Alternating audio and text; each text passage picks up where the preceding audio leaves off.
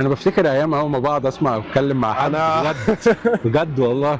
بص، الحلو والوحش والانتظار والتعب وكل حاجه، كل خطوه بقعد افتكر كده.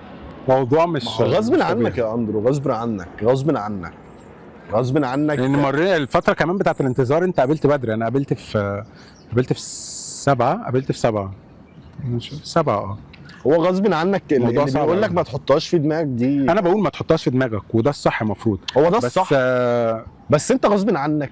مليون في المية. بس التعب اللي انت بتفضل قاعد ضاغط نفسك فيه بيبقى صعب. في ناس بتتعب قوي. بس انا هقول للناس وفي امثله الروشتة كتير قوي. في ناس كتير انت عديت عليهم يعني بقى، مش هقول مين، بس في ناس كتير احنا عدينا عليهم وربنا ما ارادش، ما كملتش. في ناس ما دخلتش السفاره، وفي ناس دخلت السفاره وصرفت الفلوس وبس يعني وقفت على كده على فكره. ما هي بص، هي في الاول وفي الاخر هي نصيب.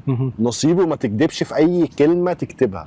فعلا تكتب كل حاجه عندك بالظبط، وكل سؤال بيساله لك تكتبه فعلا بالنص بما يرضي الله، زي ما حصل لك بالملي.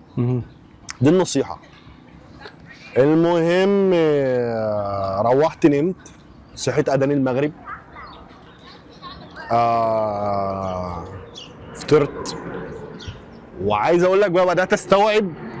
انا خلاص بقى بدات استوعب اللي